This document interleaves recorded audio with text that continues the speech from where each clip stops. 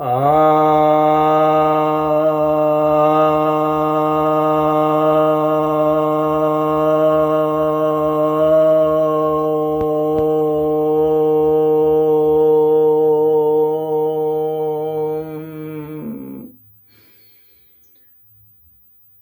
भक्तजनों को सप्रेम नमन। भक्तों, एक जिज्ञासा है कि क्या नास्तिकों के लिए सनातन धर्म में कोई जगह है? नास्तिकों के विषय में सनातन धर्म का क्या मत है? तो बहुत सारे नास्तिक लोग हैं और मैं समझता हूँ सनातन धर्म में नास्तिकों की संख्या बहुत है। और सनातन धर्म में उनकी क्या स्थिति है? अन्य मत दुनिया के ऐसे हैं जो अपने को धर्म कहते हैं, तो वहाँ पर नास्तिकों के लिए कोई स्थान नहीं है। जो ईश्वर को नहीं मानते हैं उनके खिलाफ वहाँ निंदात्मक शब्दों का प्रयोग होता है और कुछ जगहों पर, कुछ धर्मों में उनके ऊपर आक्रमण होता है। उन्हें बर्दाश्त नहीं किया जाता है, यहाँ तक कि उन्हें जला दिया जाता है, मार दिया जाता है, दंडित किया जाता है। परंतु सनातन धर्म में एक विलक्षण अवस्था उनकी है और उसे भी विकास में स्थान दिया गया है। बौद्धिक विकास के लिए, आध्यात्मिक विकास के लिए नास्तिकता को भी अनिवार्य बताया गया है। उसे निंदात्मक अर्थ में नहीं समझा गया है। तो पहले मैं आपको यह बता दूं कि यहाँ पर जो सबसे, मैं पूरे रेंज को बता रहा हूँ, पायदान को, सबसे निम्न स्तर पर सनातन धर्म में पाखंड को माना गया है। सबसे निम्न स्तर का यह माना गया है। पाखंड अर्थात जो न आस्तिक है जो और न नास्तिक है,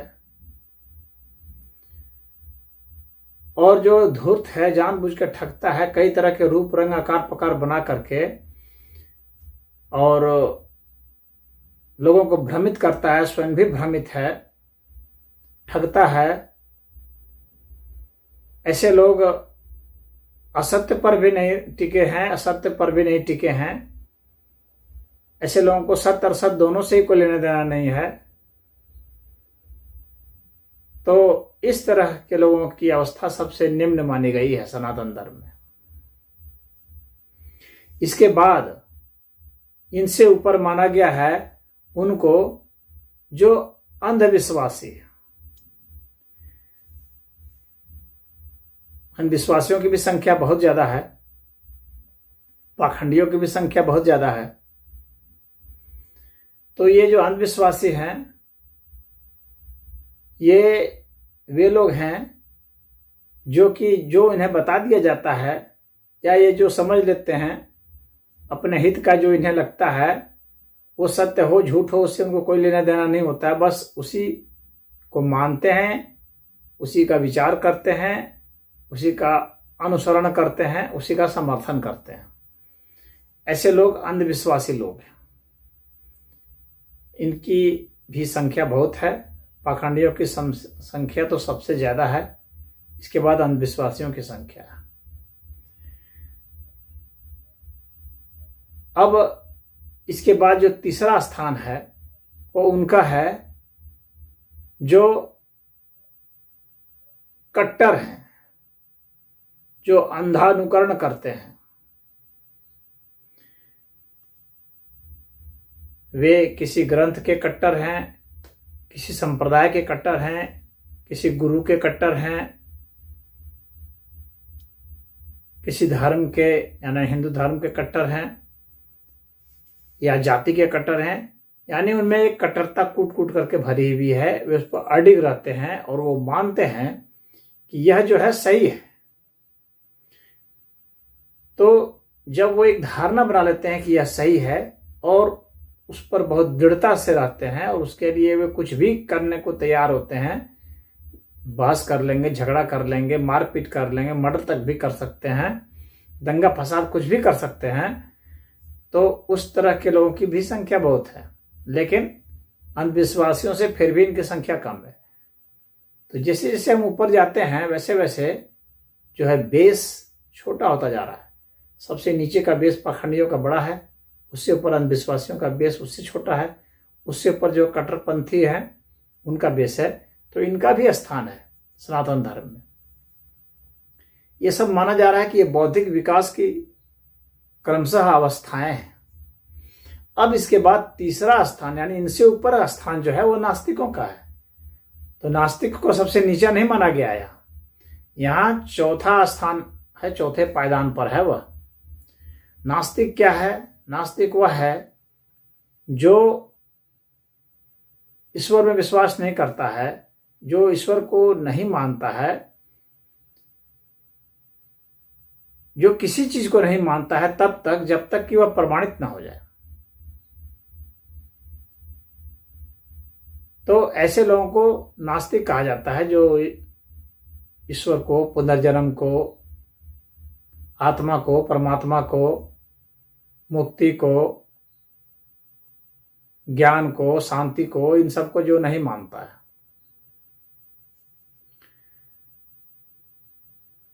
तो ऐसे लोगों की संख्या भी भारत में बहुत है और ऐसे लोग लगातार प्रश्न उठाते हैं। इनकी सबसे अच्छी बात यही है कि ये प्रश्न उठाते हैं, ये प्रश्न उठाते हैं, निर्भीक होकर उठाते हैं, हमला करते हैं, लेकिन ये इनका जो हमला होता है वो वैचारिक होता है। कभी कभी ही ये शारीरिक हमला कर सकते हैं, लेकिन ये ऐसा कभी कभी होता है। कट्टरपंथियों की तरह नहीं होता है, ये कट्टरपंथियों से विकसित होते हैं। कट्टरपंथी शारीरिक हमला कर सकते हैं, डिबेट में हार जाने पर गुस्सा हो जाएंगे, चिल्लाने लगेंगे, मारपीट कर सकते हैं। ये नास्तिक जो हैं ये डिबेट में हारने पर यदा कदा हमला कर सकते हैं, लेकिन चांस कम है। लेकिन वैचारिक हमला ये खूब जोर करते हैं और ये तथ्यों पर, विज्ञान पर, तर्कों पर भरोसा करते हैं। इसलिए जो नास्तिक हैं यानी एथिस्ट हैं, उनका सनातन धर्म में सम्मान होता है। साधु संत भी इनका सम्मान करते हैं, क्योंकि ये इन बाकी तीनों से अच्छे होते हैं। तो इनका विकास फिर आगे होता है। अब ये जो नास्तिक हैं, जब प्रश्न पूछते पूछते, कई तरह का बौद्धिक रगड़ा रगड़ी करते करते, अध्ययन करते करते इनका भी विकास होता है और इनका विकास होकर के ये अलग फिर कैटेगरी में पहुंचते हैं। इनमें से कुछ तो नास्तिक ही मर जाते हैं। वैसे जैसे कुछ लोग कट्टरपंथी हैं तो कट्टरता में ही मर जाते हैं, कुछ लोग अंधविश्वासी हैं, अंधविश्वासी में ही मर जाते हैं, सबसे नीचे वाले जो पाखंडी है उसी में मर जाते हैं। लेकिन कुछ का विकास होता रहता है। ऐसा नहीं है कि सारे पाखंडी उसी में मर जाते हैं। कुछ पाखंडी विकसित होकर अंधविश्वासी बनते हैं, कुछ और विकसित होकर के कट्टर बनते हैं, कुछ और विकसित होकर नास्तिक बनते हैं। उसी तरह से कुछ नास्तिक जो है और विकसित होते हैं। प्रश्न पूछते पूछते जब उन्हें कहीं सही तर्क मिल जाता है, सही वैज्ञानिक तथ्य मिल जाते हैं, प्रयोग मिल जाते हैं, खुद अनुभव करते हैं, तो फिर उनका जो है कुछ विश्वास पुख्ता होता है और तब वे जिज्ञासु होते हैं। तो वो एक अलग प्लेटफॉर्म पर पहुंचते हैं। ये 5वां प्लेटफॉर्म है जिज्ञासुओं का। ये जिज्ञासु जो हैं ये नास्तिकों की तरह नहीं होते हैं। नास्तिक तो पहले से ये मान बैठते हैं कि यह नहीं है, लेकिन जिज्ञासु जो है, अब ये इनका थोड़ा विकास हो जाता है। ये यह मानते हैं कि हो भी सकता है और नहीं भी हो सकता है। अब इस स्तर पर जब आ जाते हैं तो इनका थोड़ा विकास हो जाता है नास्तिकों से, क्योंकि नास्तिकों का एक स्टैंड होता है, जिज्ञासुओं का स्टैंड नहीं होता। नास्तिकों का स्टैंड होता है कि यह नहीं है, वे कन्फर्म होते हैं अपने दिमाग में और उसके लिए वो तर्क ढूंढते हैं और उसके कारण बहस करते हैं, उसको सिद्ध करना चाहते हैं। अब जिज्ञासु वे हैं जो ये मानते हैं कि हो भी सकता है और नहीं भी हो सकता है। जिज्ञासुओं का आग्रह सत्य के लिए है, नास्तिकों का आग्रह सत्य के लिए नहीं है, बल्कि जो सत्य वे जानते हैं उसके लिए है, और जिसको वे मानते हैं कि सत्य है उसके लिए, भले वह सत्य हो या ना हो, लेकिन वे मानते हैं कि यह सत्य है, उसके लिए वो बहस करते हैं और यह मानते हैं कि यह ईश्वर नहीं है। तो ये नास्तिक हो गए। और जो जिज्ञासु हैं, ये जिज्ञासु वे लोग हैं जो वास्तव में सत्य क्या है, तथ्य क्या है, इसको जानना चाहते हैं और इसके लिए वे तर्क वितर्क करते हैं। ये दोनों सिरों को खुला रखते हैं, ये खारिज नहीं करते हैं। तो यह एक बहुत अच्छी स्थिति होती है। ये एक तरह से जो साइंटिस्ट होते हैं उनकी स्थिति होती है और ये सकारात्मक होते हैं। नास्तिक में नकारात्मकता ज्यादा होती है, जिज्ञासु में सकारात्मकता ज्यादा होती है। ये ट्रुथ को जानना चाहते हैं, ये किसी चीज को खंडित नहीं करना चाहते हैं, ये असत्य को खंडित करना चाहते हैं, लेकिन असत्य को खंडित करने के लिए ये गाली गलौज और इन सब पर उतारू नहीं होते हैं। इनका जो है ये खंडन भी करते हैं तो बहुत मर्यादित भाषा में, अच्छे शिष्टाचार वाले भाषा में, शालीनता से करते हैं, क्योंकि ये एक निष्कर्ष पर पहुंचना चाहते हैं। तो इनका मनोभाव अच्छा होता है, मनोदशा इनकी अच्छी होती है। अब ऐसे जिज्ञासुओं की जब जिज्ञासा कुछ शांत होती है, जब इन्हें तर्क तथ्य सब मिल जाते हैं और प्रमाणित हो जाते हैं, इन्हें ये प्रयोग करने के लिए फिर तैयार हो जाते हैं, तो जब ये ऐसे तैयारी कर चुके होते हैं तब फिर ये जिससे संतुष्ट होते हैं, जिन विचारों से या जिन संतों से, जिन संप्रदायों से, तो फिर ये उसके अनुयायी बन जाते हैं। अब ये अनुयायी बनना और ऊपर का प्लेटफॉर्म है, इनकी संख्या और कम होती है, जिज्ञासुओं से कम होती है। कोई जरूरी नहीं है कि सारे जिज्ञासु अनुयायी बन जाएं, कुछ जिज्ञासु अनुयायी बन जाते हैं। तो नास्तिकों की संख्या से कम संख्या होती है जिज्ञासुओं की, और जिज्ञासुओं की संख्या से कम संख्या होती है अनुयायियों की। तो ये जो अनुयायी होते हैं ये छठे पायदान पर आ गए। अब ये जो है इनकी जिज्ञासाएं बहुत हद तक शांत हो चुकी हैं, अब ये अनुयायी बन चुके हैं। अब ये उसमें कुछ न कुछ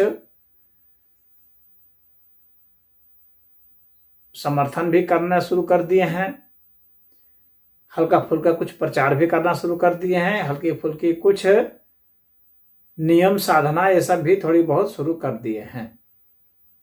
तो ऐसे लोग अनुयायी होते हैं। ये गृहस्थ भी हो सकते हैं और सन्यासी भी हो सकते हैं। अब यह आदि और विकसित हुए, यानी उस स्थिति तक पहुंचे कि सन्यासी हो जाएं, यानी ज्यादा कन्फर्म हो गए, तो अब ये शिष्य बनेंगे। इनकी और ऊंची अवस्था हो गई, शिष्य की अवस्था और ऊंची अवस्था हो गई, वो 7वें पायदान पर पहुंच गए। अब यह व्यक्ति जो है पूर्ण रूप से तैयार हो गया है कि मैं इसे, जिन चीजों को तर्कों से समझा है, इसको मैं अब जान के रहूंगा, इसको मैं स्वयं अनुभूत करूंगा, स्वयं इस पर प्रयोग करूंगा और इसके लिए मुझे जो जो करना पड़ेगा करूंगा। घर छोड़ना पड़ेगा तो घर भी छोड़ूंगा। तो ये अब शिष्य हो जाते हैं। तो विचारों से सहमत हो गए, साधनाओं से सहमत हो गए और किसी भी चीज को छोड़ने के लिए या किसी भी चीज को ग्रहण करने के लिए अब ये तैयार है। तो इनका पायदान ऊंचा हो गया। तो बहुत सारे अनुयायी ऐसे होते हैं जो कि अनुयायी ही बन के रह जाते हैं, उनमें से कुछ ऐसे होते हैं जो शिष्य बन जाते हैं।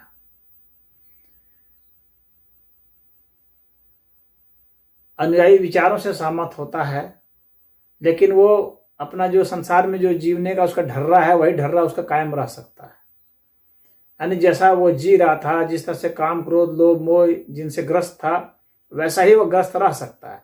लेकिन वह यह मानता है कि ये सब चीजें निम्न अवस्था की है, ये सब सही नहीं है। सही तो वही है जो कि बताई गई है शास्त्र में, या आदर्श स्थिति है, गुरु जी ने जो बताई है, ये जो ग्रंथ बताए हैं, जो अवतार लिए हैं उन्होंने जो बताए हैं, तो उसको यह मानता है। परंतु यह करता वही है जो संसारी लोग करते हैं, थोड़ा सा बेहतर करता है, थोड़ी सी अवस्था उनसे अच्छी होती है, क्योंकि वैचारिक रूप से वो सहमत होता है, इसलिए अपने कर्मों पर कुछ अंकुश यह लगाता है, दुष्कर्मों पर अंकुश लगाता है, ऐसा नहीं करता है, दुष्कर्म से वो बचता है। लेकिन शिष्य जो है वो बिल्कुल ही सारे दुष्कर्मों को छोड़ने कर सद्गुणों को अपनाने के लिए तत्पर हो गया है। अब वह जो है किसी भी साधना को करने के लिए तत्पर हो गया है, और यहाँ तक कि वह अपने घर द्वार तक को भी छोड़ने के लिए तत्पर हो गया है। वह अब कुछ भी कर सकता है, घर में रहते हुए भी कर सकता है और घर को त्याग भी सकता है। तो यह और ऊंची अवस्था हो गई, यह 7वीं अवस्था हो गई शिष्य की। और वह थोड़ा थोड़ा कुछ ना कुछ करता रहता है, घर में भी रहता है, तो यानी सकारात्मक उसकी गति हो गई, अध्यात्म की ओर गति उसकी अब पूरी हो रही है। अब इन शिष्यों में से कुछ ऐसे होते हैं जो साधक हो जाते हैं। उन शिष्यों से थोड़ी ऊंची अवस्था होती है इनकी, जो साधना में अधिकतर समय लगाते हैं, जो रत रह रहे हैं, वे साधक हो गए। अब इनको सिद्धांतों से बहुत लेना देना नहीं रहता है, सिद्धांत से ये पूर्ण रूप से सहमत हो चुके होते हैं, शिष्य की अवस्था तक ही सैद्धांतिक रूप से सहमत हो जाते हैं। अब इन्हें साधना करनी है, पूरा उसमें लग जाते हैं ये। तो शिष्यों में से कुछ शिष्य जो है साधक बन जाते हैं। तो साधकों की संख्या काफी कम होती है। अब ये जो साधक हैं, जो रात दिन लगे हुए हैं, ये अध्यात्म के बहुत करीब हो चुके, इनकी संख्या कुछ कम हो जाती है। समाज में बहुत गिने गिने चुने लोग ही जो हैं साधक हैं। अब इन साधकों में से कुछ साधक हैं, क्योंकि ये साधक जो हैं कई अब कैटेगरी में बढ़ जाएंगे। कोई राजयोग की साधना करेगा, कोई मंत्र योग की करेगा, कोई तंत्र योग की करेगा, कोई ज्ञान योग की करेगा, कोई ध्यान योग की करेगा, कोई हंस योग की करेगा,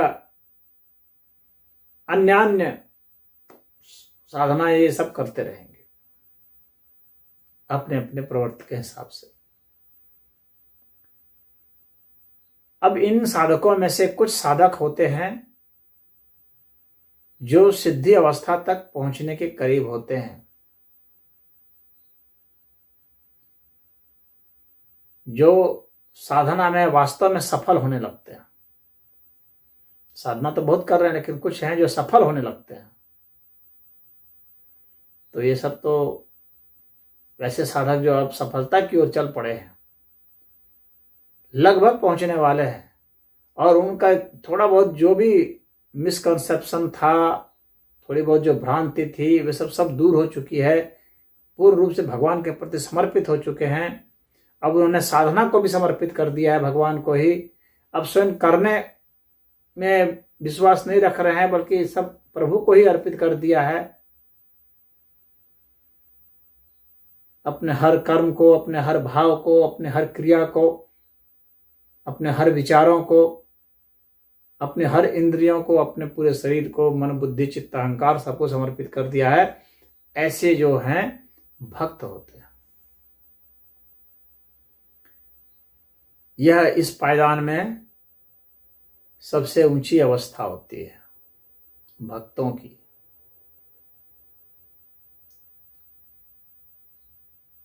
अब उन भक्तों में से कुछ परम भक्त होते हैं, उन योगियों में से कुछ परम योगी होते हैं। वो श्रेष्ठतम अवस्था होती है। तो इस तरह से ये पूरा का पूरा जो विकास का क्रम है अध्यात्म के दृष्टिकोण से ऐसा होता है। तो अध्यात्म के इस पूरे रैंक में